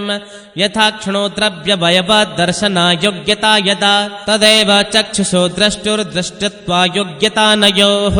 तस्मान्नःकार्यसन्त्रासो न कार्पण्यं न सम्भ्रमः बुद्ध्वा जैव गतिं धीरो मुक्तसङ्गश्चरेदिह सम्यक् दर्शनया बुद्ध्या योगवैराग्ययुक्तया माया विरचिते लोके चरेण्यस्य कलेबरम् इति श्रीमद्भागवते महापुराणे पारमहंस्यां संहितायां तृतीयस्कन्धे कापिलेयोपाख्याने जीवगतिर्नामैकत्रिंशोऽध्यायः। अथ द्वात्रिंशोऽध्यायः। धूम मार्ग और अर्चिरादि मार्ग से जाने वालों की गति का और भक्ति योग की उत्कृष्टता का वर्णन। कपिल उवाच अथ यो गृहमेधेयान् धर्मान्नेवावसन् गृहे काममर्थं च धर्मान् स्वान्दोग्धे भूय विपर्तितान् स चापि भगवद्धर्मात् काममूढपराङ्मुखः यजते क्रतुभिर्देवान् पितृश्च श्रद्धयान्वितः तच्छ्रद्धयात्क्रान्तमते पितृदेवव्रतः पुमान् गत्वा चान्द्रमसं लोकं सोमपा पुनरिष्यते यदा चाहिन्द्रशय्यायां शेते नन्तासनौ हरिः तदा लोकालयं यान्ते त एते गृहमेधिनां ये स्वधर्मान् न दुह्यन्ते धीरा कामार्थहेतवे निसङ्गान्यस्य कर्माणा प्रशान्ता शुद्धचेतसः निवृते धर्मनिरता निर्ममा निरहङ्कृताः स्वधर्माख्येन सत्त्वेन परिक्षुद्धेन चेतसा सूर्यद्वारेण ते यान्तिं पुरुषं विश्वतोमुखं परावरेशं प्रकृतिमस्योत्पत्त्यन्तभावनम् द्विपरार्धावसाने या प्रलयो ब्रह्मणस्तुते तावदध्यासते लोकं परस्य परचिन्तकाः श्माम्भो नलानिलभयन्मन इन्द्रियार्थ भूतादिवे परिवृतं प्रतिसञ्जिहीर्षुः अव्याकृतं विशति यर्हि गुणत्रयात्मा कालं पराख्यमनुभूय परस्वयंभूः एवं परित्य भगवन्तमनुप्रविष्टा ये योगिनो जितमरुन्मनसो विरागाः तेनैव साकममृता पुरुषं पुराणं ब्रह्म प्रधानमुपयान्त्यगताभिमानाः अथ त्वं सर्वभूतानां हृदपद्मेषु कृतालयं श्रुतानुभावं शरणं व्रजभावेन भामिने आद्यस्थिरचाराणां यो वेदगर्भसहर्षिभिः योगेश्वरे कुमाराद्ये सिद्धिर्योगप्रवर्तकैः भेददृष्टाभिमानेन निसङ्गेनापि कर्मणा कर्तृत्वा सगुणं ब्रह्म पुरुषं पुरुषर्षभं ससंसृत्य पुनः काले काले नेश्वरमूर्तिना जाते गुणव्यतिकरे यथा पूर्वं प्रजायते ऐश्वर्यं पारमेष्ठ्यं च तेऽपि धर्मविनिर्मितं निषेव्य पुनरायान्ते गुणव्यतिकरे सते ये त्विहासक्तमनसा कर्मसु श्रद्धयान्विताः कुर्वन्त्या प्रतिषिद्धानि नित्यान्यपि च कृत्स्नसः रजसा कुण्ठमनसा कामात्मानो जितेन्द्रियाः पितॄन् यजन्त्यनुदिनं गृहेष्वभिरताशयाः त्रैवर्गिकास्ते पुरुषा विमुखा हरिमेधसः कथायां कथनीयोरो विक्रमस्य मदुद्विषः नूनं देवेन विहता ये चाच्युत्कथा सुधाम् हित्वा शृण्वत्य सङ्गाथा पुरेशमिव विड्भुजः दक्षिणेन पथार्यम्णा पितृलोकं व्रजन्ति ते प्रजामनुप्रजायन्ते श्मशान्तं क्रियाकृतः ततस्ते क्षीण सुकृता पुनर्लोकमिमं सते पतन्ति विवशा देवे सद्यो विभ्रंशितो यदा तस्मात् त्वं सर्वभावेन भजस्व परमेष्ठिनं तद्गुणाश्रयया भक्त्या भजनीय पदाम्बुजम् वासुदेवे भगवते भक्तियोगप्रयोजितः जनयत्याशु वैराग्यं ज्ञानं यद् ब्रह्मदर्शनं यदास्त्य चित्तमर्थेषु समेष्वेन्द्रियवृत्तिभिः न विगृह्णन्ति वैषम्यं प्रियमप्रियमित्युत सतदेवात्मानमात्मानं निसङ्गं समदर्शनं हेयोपादेयरहितं मारूढं पदमीक्षते ज्ञानमात्रं परं ब्रह्म परमात्मेश्वर पुमान् दृश्यादिवे पृथग् भावैर्भगवानेक ईयते एतावानेव योगेन समग्रेणेह योगिनः युज्यतेऽभिमतो ह्यर्थो सदसङ्गतकृत्स्नसः ज्ञानमेकं पराचेनेरिन्द्रियैर्ब्रह्मनिर्गुणम् अवभात्यर्थरूपेण भ्रान्त्या शब्दातिधर्मिणा यथा महानहं रूपस्त्रिवृत्त पञ्चविधस्वराट् एकादशविधस्तस्य वपुरण्डं जगद्यतः एतद्वैर्हृदया भक्त्या योगाभ्यासेन नित्यशः समाहितात्मा निस्सङ्गो विरक्त्या परिपश्यति इत्येतत् कथितं गुर्वे ज्ञानं तद् ब्रह्मदर्शनं येनानुबुध्यते तत्त्वं प्रकृते पुरुषस्य च ज्ञानयोग्यश्च तन्निष्ठो निर्गुण्यो भक्तिलक्षणः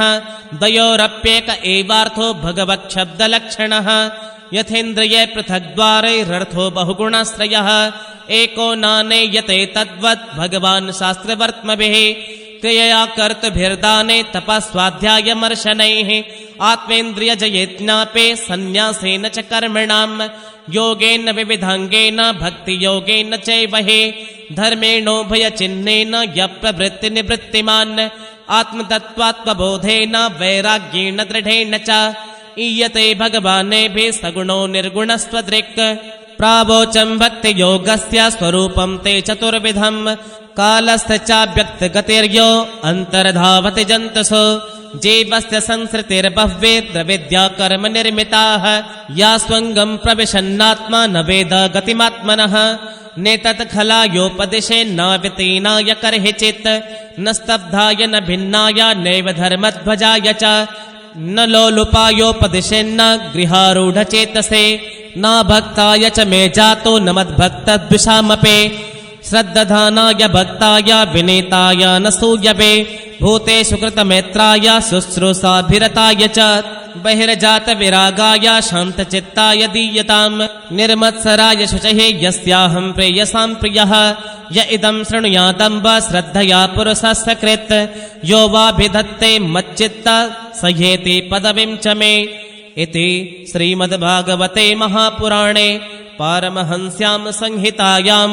तृतीयस्कन्धे कापिलेये 32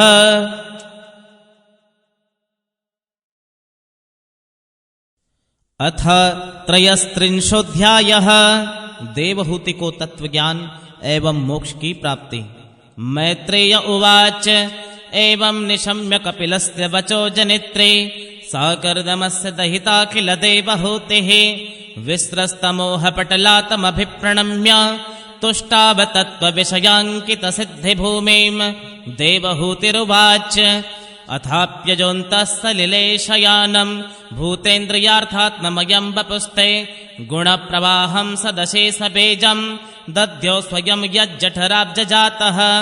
स एव विश्वस्य भवान् विदत्ते गुणप्रवाहेण विभक्तवीर्यः सर्गाद्यनीहो वितथा विसन्धे रात्मेश्वरोत्तर्क्यसहस्रशक्तिः स त्वं भृतो मे जठरेण नाथ कथं नु यस्योदर एतदासीत् विश्वमयुगान्ते वटपत्र एकः शेते स्म माया शिशुरङ्घ्रिपानः त्वं देहतन्त्रं प्रशमाय पाप्मनां निदेशभाजां च विभो विभूतये यथावतारस्तव सूकरादय तथा यमप्यात्मपथोपलब्धये यन्नामधेयश्रवणानुकीर्तनात् यत्प्रव्रणाद्यस्मरणादपि क्वचित् स्वादोऽपि सद्यः सवनाय कल्पते कुतः पुनस्ते भगवन्नुदर्शनात् अहो बत स्वपचोतो गरीयान् यज्जिह्वाग्रे वर्तते नाम तुभ्यम् ते पुस्तपस्ते जुह्वु सस्नुरार्या ब्रह्मानुचूर्णाम गृह्णन्ति ये ते यं त्वामहं ब्रह्म परं पुमांसं प्रत्यक्स्त्रोतस्यात्मनि संविभाव्यं स्वतेजताध्वस्तगुणप्रवाहं वन्दे विष्णुं कपिलं वेदगर्भं मैत्रेय उवाच एडितो भगवानेवं कपिलाख्य परः पुमान् वाचा विक्लवयेत्याह मातरं मातृवत्सलः कपिल उवाच मार्गेणानेन मातस्ते सुसेभ्यो नोदितेन मे आस्थितेन परां काष्ठां मचिरादवरोत्स्यसे श्रद्धस्वेतन्मतं मह्यं जुष्टं यद् ब्रह्मवादिभिः येन मामभवं याया मृत्युमृच्छन्त तद्विदः मैत्रेय उवाच इति प्रदर्श्य भगवान् सतिं तामात्मनो गतिं स्वमात्रा ब्रह्मवादिन्या कपिलोऽनुमतो ययौ स चापि तनयोक्तेन योगादेशेन योगयुक् तस्मिन्नाश्रम आपेडे सरस्वत्या समाहिताः अवेक्ष्णावगः कपिशान् जटिलान् कुटिलालकान् आत्मानं चोग्रतपसा बिभ्रते चेरिणं कृशम् प्रजापते कर्दमस्य तपो योगविजृम्भितम् स्वर्गाहस्तमनोपम्यम् प्रार्थ्यं वैमानिकैरपि पयाफेन निभासय्या दन्तारुक्मपरिच्छदाः आसनानि च हेमानि सुस्पर्शास्तरणानि च स्वच्छस्फटिककुड्येषु महामारकतेषु च रत्नप्रदेप आभान्ते ललनारत्नसंयुताः गृहोद्यानं कुसुमितै रम्यं बह्वमरद्रुमै कूजद्विहङ्गमिथुनं गायनमत्तं मधुव्रतं यत्र प्रविष्टमात्मानं विबुधानुचरा जगुः वाप्यामुत्पलगन्धिन्यां कर्दमेनोपलालितं हित्वा तदीप्सिततमम् अप्याखण्डलयोषितां किञ्चिच्चकारवदनं पुत्रविश्लेषणार्तुरा वनं प्रव्रजितै पत्या वपत्य विरहातुरा ज्ञाततत्त्वाप्यभूनष्टे वत्से गौरविवत्सला तमेव ध्यायति देवं मपत्यं कपिलं हरिं बभूवाच्चिरतो वत्स निःस्पृहा तादृशे गृहे ध्यायते भगवद्रूपं यदाह ध्यानगोचरं सुतः प्रसन्नवदनं समस्तव्यस्तचिन्तया भक्तिप्रवाहयोगेन वैराग्येण बलीयसा युक्तानुष्ठानजातेन ज्ञानेन ब्रह्महेतुना विशुद्धेन तदात्मान आत्मना विश्वतो मुखं स्वानुभूत्यातिरोभूत मायागुणविशेषणं ब्रह्मण्यवस्थितमते भगवत्यात्मसंश्रये निवृत्तजीवापत्तित्वात् क्षीणक्लेशाप्तनिवृत्तिः नित्यारूढसमाधित्वात् परावृत्तगुणभ्रमा न सस्मारतदात्मानं स्वप्ने दृष्टमिवोत्थितः तदेह परतापोषोऽप्यकृशश्चाद्यसम्भवात् बभौ मलैरवच्छन्न सधूम इव पावकः स्वाङ्गतपोयोगमयं मुक्तकेशं गताम्बरं दैवगुप्तं न बुबुधे वासुदेव प्रविष्टधेः एवं सा कापि लोक्तेन मार्गेण चिरतः परम् आत्मानं ब्रह्मनिर्वाणं भगवन्तमवापः तद्वेरासीत् पुण्यतमं क्षेत्रं त्रैलोक्यविश्रुतं नाम्ना सिद्धपदं यत्र सांसंसिद्धिमुपेयुषे तस्यास्तद्योगविदुतम् आर्त्यं मर्त्यत्मभूत्सरित् स्रोतसां प्रवरा सौम्य सिद्धिदा सिद्धिसेविता कपिलोऽपि महायोगे भगवान् पितुराश्रमात् मातरं समनुज्ञाप्य प्रागुदेचीं दिशं ययो सिद्धचारणगन्धर्वे मुनिभिश्चाप्सरो गणे स्तूयमान समुद्रेण दत्तार्हणनिकेतनः आस्ते योगं समास्थाय साङ्ख्याचार्यैरभिष्ठुतः त्रयाणामपि लोकानां उपशान्ते समाहितः एतन्निगदितं तात यत्पृष्टोऽहं तवानघ कपिलस्य च संवादो देवहूत्याश्च पावनः य इदमनुशृणोति यो विधत्ते कपिलमुनिर्मतमात्मयोगगुह्यं भगवति कृतधि सुपर्णकेता उपलभते भगवत्पदारविन्दम् इति श्रीमद्भागवते महापुराणे वैयासिक्याम् अष्टादशसाहस्र्यां पारमहंस्यां संहितायां तृतीयस्कन्धे कापिलेयोपाख्याने 33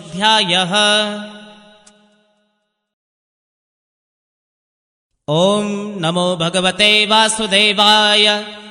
चतुर्थो स्कन्धः। अथ प्रथमोऽध्यायः। स्वायंभुव मनु की कन्याओं के वंश का वर्णन। मैत्रेय उवाच मनोस्तो शतरूपायां तिस्रा कन्याश्च जज्ञिरे आकुतिर्देवहूतिश्च प्रतुस्ते विश्रुताः आकुतिं रुचये प्रादादपि भ्रातृमतिं नृपः पुत्रिका धर्ममाश्रित्य शतरूपानुमोदितः प्रजापतेः स भगवान् रुचितस्यामजे जनत्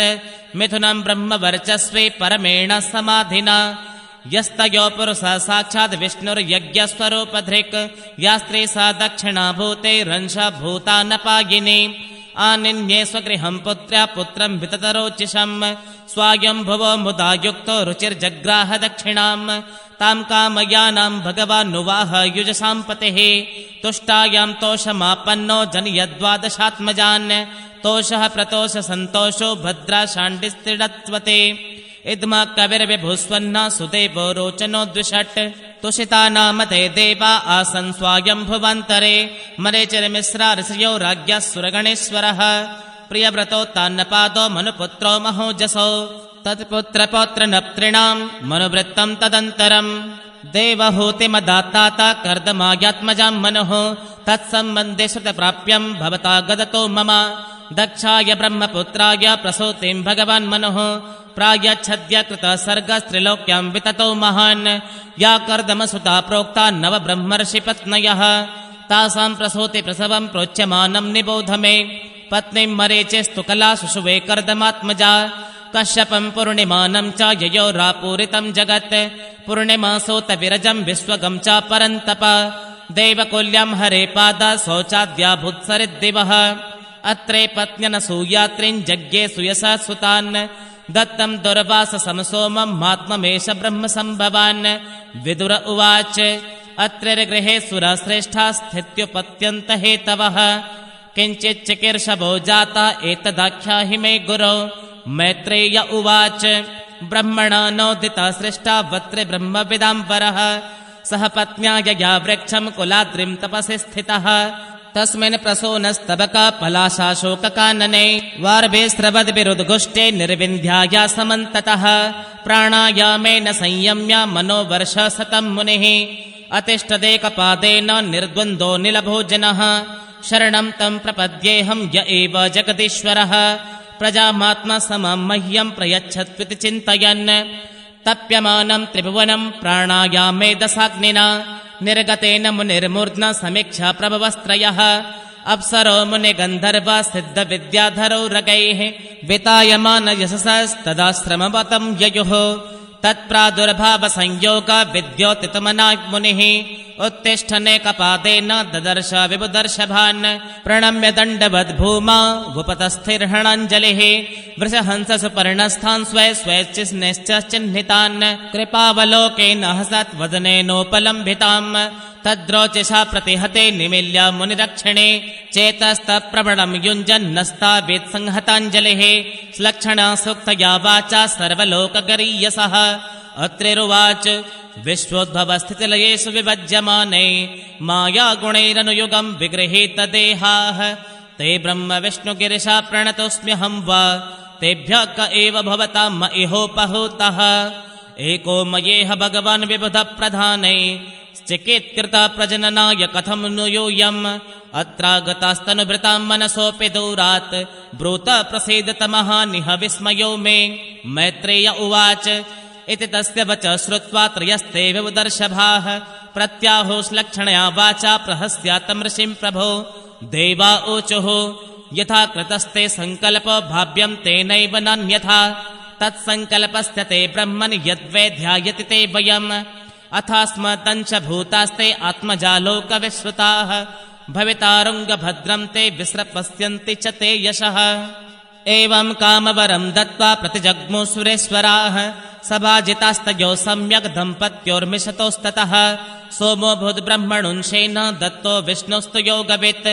दुर्वासा शङ्करस्यांसो निबोधाङ्गिरस प्रजाः श्रद्धा त्वङ्गिरस पत्नीं चतस्रो श्रोतकन्यकाः सिनेबाले कुहूराका चतुर्थ्यन्नुमतिस्तथा तत्पुत्रावपरावास्तां ख्यातो स्वारोचिषेन्तरे उतथ्यो भगवान् साक्षात् ब्रह्मिष्ठश्च बृहस्पतिः पुलस्थो जनयत्पत्न्यामगस्त्यं च हविर्भुभिः सौन्यजन्मनिदर्जाग्निर्विश्वाश्च महातपाः तस्य यक्षपतिर्देवा कुबेरस्त्विडबिडासुतः रावण कुम्भकर्णश्च तथान्यसां विभीषणः पुलहस्य गतिर्भार्या त्रेन सूता सते सुतान् कर्म श्रेष्ठं वरेयासं सहिष्णुं च महामते क्रतोरपि क्रियाभार्या बालखिल्या न सूयता ऋषीन् 60 ज्वलतो ब्रह्मतेजसा ऊर्जायां जज्ञिरे पुत्रा वसिष्ठस्य परन्तप चित्रकेतुप्रधानास्ते 7 ब्रह्मर्षयो मलाः चित्रकेतुसुरोचिश्च विरजामित्र एव च उल्बणो वसुभृद्यानो द्युमान् शक्त्यादयो परे चित्तिस्त्वतर्वण पत्नी लेभे पुत्रं धृतव्रतं दध्यञ्चमश्वशिरसं भृगोर्वशं निबोध मे भृगोख्यात्या महाभागा पत्न्यां पुत्रान् अजीजनत् धातारं च विधातारं श्रियं च भगवत्पराम् आयतिं नियतिं चैव सुते मेरुतयोदरात् ताभ्यां तयोरभवतां मृकण्ड प्राण एव च मार्कण्डेयो मृकण्डस्य प्राणाद्वेदशिरा मुनिः कवेश्च भार्गवो यस्य भगवानुशनासुतः त एते मुनयक्षत्तर्लोकान् सर्गैरभावयन् एष कर्दमदोहित्रा सन्तान कथितस्तव शृण्वत श्रद्दधानस्य सद्या पापहरः परः प्रसूतिं मानवीं दक्ष उपयेमे ह्यजात्मजः तस्यां ससर्जतु हित्रे 16 त्रयोदशाद्धर्माय तथैकामग्नये विभुः पितृभ्य एकां युक्तेभ्यो भवायेकां भवच्छिदे श्रद्धा मैत्रे दया शान्तिस्तुष्टिपुष्टिक्रियोन्नतिः बुद्धिर्मेता तितिक्षा हरिर्मूर्तिर्धर्मस्य पत्न्यः श्रद्धा सूतशुभं मैत्रे प्रसादमभयं दया शान्ति सुखं मुदं तुष्टिं स्मया पुष्टिरसूयता योगं क्रियोन्नतिदर्पम् अर्थं बुद्धिरसूयता मेधा स्मृतिं तितिक्षा तो क्षेमं हि प्रश्रयं सुतम् मूर्तिं सर्वगुणोत्पत्तिर्नरनारायणावृषे ययोर्जन्मन्यदो विश्वम् अभ्यनन्दस्तु निवृतम् मनांसि ककुभो वाता प्रसेदो सरितोद्रयः दिव्यवाद्यन्ततुर्याणि पेतो कुसुमवृष्टयः मुनयस्तुष्टुवुस्तुष्टा जगुर्गन्धर्वकिन्नराः नृत्यन्ति स्म स्त्रियो देव्या आसीत् परममङ्गलम् देवा ब्रह्मादय सर्वे उपतस्थुरभिष्टवै देवा ऊचुः यो मायया विरचितं निजयात्मनेदम् खेरूपभेदमिव तत्प्रतिचक्षणाय एतेन धर्मसदने ऋषिमूर्तिनाद्य प्रादुश्चकार पुरुषाय नमः परस्मै सोऽयं स्थितिव्यतिकरोपशमाय सृष्टान् सत्त्वेन न सुरगणान् ननुमेय तत्त्वः दृश्यादभ्रकरुणेन विलोकनेन यच्छ्रेनिकेतममलं क्षिपतारविन्दम् एवं सुरगणैस्ताता भगवन्तावभिष्टुतो लब्धा बलोकैर्ययुतोर्रचितो गन्धमादनम् ताविमो वै भगवतो हरेरंशाभिगाहतो भारव्ययाय च भुवा कृष्णो यदुकुरुद्वः स्वाहाभिमानिनश्चाग्नेरात्मजास्त्रेण जीजनत् पावकं पवमानं च शुचिं च हुतभोजनम् तेभ्योऽग्नय समभवन् 40 च 5 च त एवैकोनपञ्चाशत् साकं पितृपितामहैः वितानिके कर्मणि यन्नामविर्ब्रह्मवादिभिः आग्नेय इष्टयो यज्ञे निरूप्यन्तेऽग्नयस्तुते अग्निस्वाता बर्हिषदा सौम्या पितर आज्यपाः साग्नयो नग्नयस्तेषां पत्नीं दाक्षायणीं स्वधा तेभ्यो ददार कन्ये 2 वयुनां धारणीं स्वधा उभे ते ब्रह्मवादिन्यो ज्ञानविज्ञानपारगे भवस्य पत्नी तु सतीं भवं देवमनुव्रता आत्मनः सदृशं पुत्रं न लेभे गुणशीलतः पितर्य प्रतिरूपे स्वे भावाय नगसेरुषा अप्रोढे वात्मनात्मानम् अजहाद्योगसंयुता इति श्रीमद्भागवते महापुराणे पारमहंस्यां संहितायां 4th स्कन्धे विदुरमैत्रेय संवादे प्रथमोऽध्यायः। अथ द्वितीयोऽध्यायः।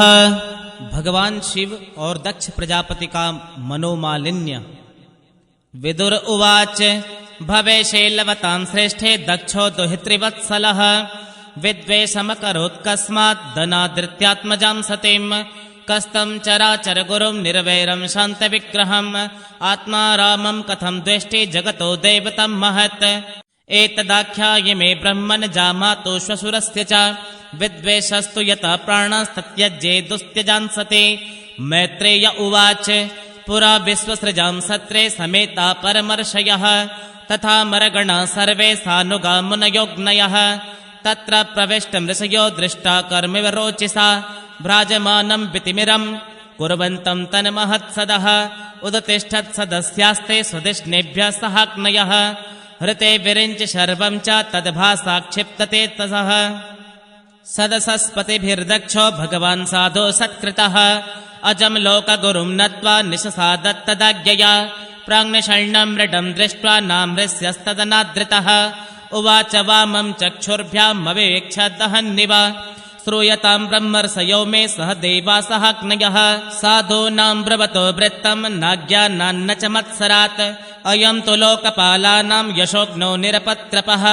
सद्भिराचरितः पन्था येन स्तब्धेन दोषितः एष मे शिष्यतां प्राप्तो यन्मे तु हितुरग्रहीत् पाणिं विप्राग्निमुखता सावित्र्य इव साधुवत् गृहीत्वा मृगशावाक्ष्णा पाणिं मर्कटलोचनः प्रत्युत्थानाभिवादार्हे वाचाप्यकृतनोचितं लुप्तक्रियाया शुचये मानिने भिन्नसेतवे अनिच्छन्नप्यदां बालां शूद्राये वोषतिं गिरं प्रेतावासेषु घोरेषु प्रेतिर्भूतगणैर्वृतः अटत्युन्मत्तवन्नग्नो व्युक्तकेशो हसन् रुदन् चित्ताभस्मकृतस्नानं प्रेतस्रस्थिभूषणः शिवापदेशो ह्यशिवो मत्तो मत्तजनप्रियः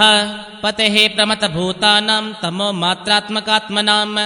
तस्मा उन्मादनाथाय नष्टशौचाय दुर्हृदे दत्ताबतमया साध्वे चोदिते परमेष्ठिना मैत्रेय उवाच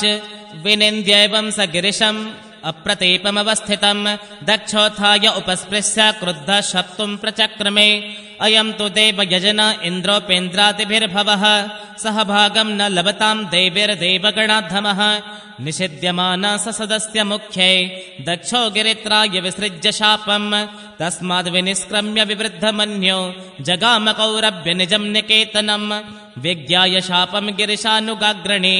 नन्देश्वरो रोषकषाय दूषितः दक्षाय शापं विससर्ज दारुणं ये चान्वमोदस्तदवाच्यतां द्विजाः य एतन्मर्त्यमुद्दिश्य भगवत्या प्रतिद्रुहे द्रुहत्यज्ञ पृथग्दृष्टिस्तत्त्वतो विमुखो भवेत् गृहेषु कूटधर्मेषु सक्तो ग्राम्यसुखेच्छया कर्मतन्त्रं वितनुते वेदवादविपन्नधे बुद्ध्या परा विद्यानिन्या विस्मृतात्मगते पशुः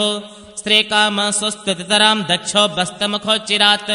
विद्या बुद्धिरविद्यायां कर्ममय्यामसौ जडः संसरत्विह ये चामो मनुसर्वावमानिनं गिराश्रुताया पुष्पिण्यां मधुगन्धेन भूरिणा मत्ना चोन्मथितात्मानं समुह्यन्तु हरद्विषः सर्वभक्षा द्विजावृत्य धृतविद्या तपोव्रताः वित्तदेहेन्द्रियारात्मा चाचका विचरन्त्विह तस्यैवं ददत शापं श्रुत्वा द्विजकुलाय वै भृगो प्रत्यसृजच्छापं ब्रह्मदण्डं दुरत्ययं भवव्रतधरा ये च तान् समनुव्रताः पाखण्डिनस्ते भवन्तो सच्छास्त्रपरिपन्थिनः नष्टशौचा मूढधियो जटाभस्मास्थिभारिणः विशन्तु शिवदीक्षायां यत्र दैवं सुरासवं ब्रह्म च ब्राह्मणश्चैव यद्योऽयं परिनिन्दितः सेतुं विदारणं पुंसां मता पाखण्डमाश्रिताः एष एव हि लोकानां शिवपन्था सनातनः यं पूर्वे चानुसन्तस्थुर्यत्प्रमाणं जनार्दनः तद्ब्रह्म परमं शुद्धं सतां वर्त्म सनातनं विगर्ह यातपाषण्डं दैवं वो यत्र भूतराट् मैत्रेय उवाच तस्यैवं वदत शापं भृगो स भगवान् भवः निश्चक्राम तथा किञ्चिद्विमना इव सानुगः तेऽपि विश्वस्त्रजसत्रं सहस्रपरिवत्सरान् संविधाय महेश्वास यत्रेज्य ऋषभो हरिः आप्लुत्यावभृतं यत्र गङ्गा यमुनयान्विताः विरजेनात्मना सर्वे स्वं स्वं धाम युयुस्ततः इति श्रीमद्भागवते महापुराणे पारमहंस्यां संहितायां चतुर्थस्कन्धे दक्षशापो नाम द्वितीयोऽध्यायः। अथ तृतीयोऽध्यायः। सती का पिता के यहाँ यज्ञोत्सव में जाने के लिए आग्रह करना। मैत्रेय उवाच सदा विद्विषतोरेवं कलो वैध्रियमाणयो जामातो स्वसुरस्यापि सुमहानतिचक्रमे यदाभिषिक्तो दक्षस्थो ब्रह्मण परमेष्ठिना प्रजापतीनां सर्वेषामाधिपत्ये स्मयोऽभवत् इष्ट्वा सा वाजपेयेन ब्रह्मिष्ठान विभूय च बृहस्पतिसभं नाम समारेभे क्रतुत्तमम् तस्मिन् ब्रह्मर्षय सर्वे देवर्षि पितृदेवताः आसनकृतः स्वस्त्येनास्तत्पत्न्यश्च सभर्तृका तदुपसृत्य नभसे खेचराणां प्रजल्भताम् सते दाक्षायणीं देवीं पितुर्यज्ञमहोत्सवम् वजन्ते सर्वतो दिग्भ्या उपदेववरस्त्रियः विमानयान सप्रेष्ठा निष्ककण्ठे सुवाससः दृष्ट्वा स्वनिलयाभ्यासे लोलाक्षीर्मुष्टकण्डुलाः पतिं भूतपतिं देवं मोत्सुक्या दध्यभाषत सत्युवाच प्रजापतेस्ते ससुरस्य साम्प्रतं निर्यापितो यज्ञमहोत्सवः किल वयं च तत्राभिसराम वामते यद्यर्थितां मे विबुधा व्रजन्ति हि तस्मिन् भगिन्यो मम भर्तृभिः स्वकै ध्रुवं गमिष्यन्ति सुहृद्दिदिक्षवः अहं च तस्मिन् भवताभिकामये सहोपनीतं परिबर्हमर्हितुम् तत्र स्वस्त्रीमेननु भर्तृसंहिता मात्रे स्वस्त्रे किल्न धियं च मातरम् द्रक्षे चिरोत्कण्ठमनां महर्षिभिः रुन्नीयमानं च मृडाध्वरध्वजम् त्वय्येतदाश्चर्यमजात्ममायया विनिर्मितं भाति गुणत्रयात्मकम् तथाप्यहं यो दिशतत्त्वविच्यते दीनान्द्रदक्षे भव मे भवक्षितिम् पश्य प्रयान्तिरभवान्ययोषितो प्यलङ्कृता कान्तसखावरूथशः यासां व्रजद्भीषितिकण्ठमण्डितम् नभो विमाने कलहंस पाण्डुभे कथं सुताया पितृगेह कौतुकम् निशम्य देह सुरवद्यनिङ्गते अनाहुता अप्यभियन्ति सौहृदम् भर्तृर्गुरो देह कृतश्च केतनम् तन्मे प्रसीदेदममर्त्यवाञ्छितम् कर्तुम् भवान् कारुणिको बतार्हते त्वय्यात्मनोर्धेहमदभ्रचक्षुषा निरूपिता मानुगृहाण याचितः ऋषिरुवाच एवं गिरित्रा प्रियया विभाषिता प्रत्यभ्यदत्ता प्रहसन् सुहृत्प्रिया संस्मारितो मर्मविदकुवाग्यशून् यानाहको विश्वसृजां समक्षत श्रीभगवानुवाच त्वयोदितं शोभनमेव शोभने अनाहुता अप्यभियन्ति बन्धुषु ते यद्यन्नुत्पादितदोषदृष्टयो बलीयसानात्ममदेन मन्युना विद्यातपो वित्तवपुर्यवक्कुलै सतां गुणे षड्विरसत्तमेतरे स्मितो हतायां भृतमान दुर्दश स्तब्धा न पश्यन्ति हि धाम भूयसाम् नेतादृशानां स्वजनव्यपेक्षया गृहान् प्रतेयादनवस्थितात्मनाम् येभ्यागतान् वक्रधयाभिचक्षते आरोपितभ्रूभिरमर्षणक्षिभे तथारभिर्नभ्यथते शिले मुखे शेतेर्दिताङ्गो हृदयेन दूयता स्वानां यथा वक्रधयां दुरुक्तिभिः दिवानिशं तप्यति मर्मताडिता व्यक्तं त्वमुत्कृष्टगते प्रजापते प्रियात्मजानामसि शुभ्रुसम्मता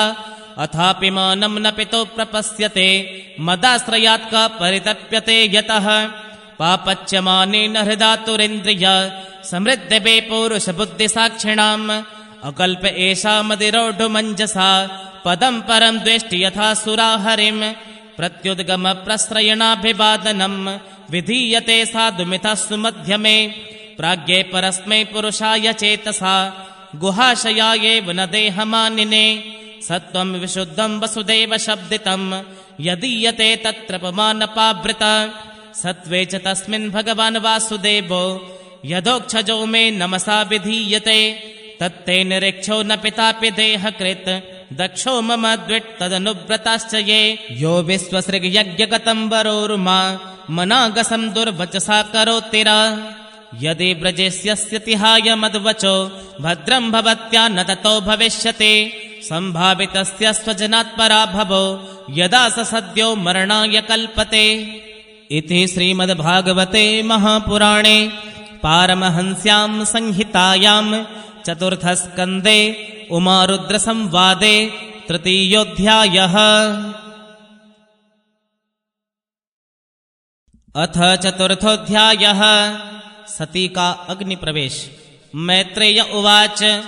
एतावदुक्त्वा विरराम शङ्कर पत्न्यङ्गनाशं युवयत्र चिन्तयन् सुहृद्दृक्षोपरिशङ्किता भव।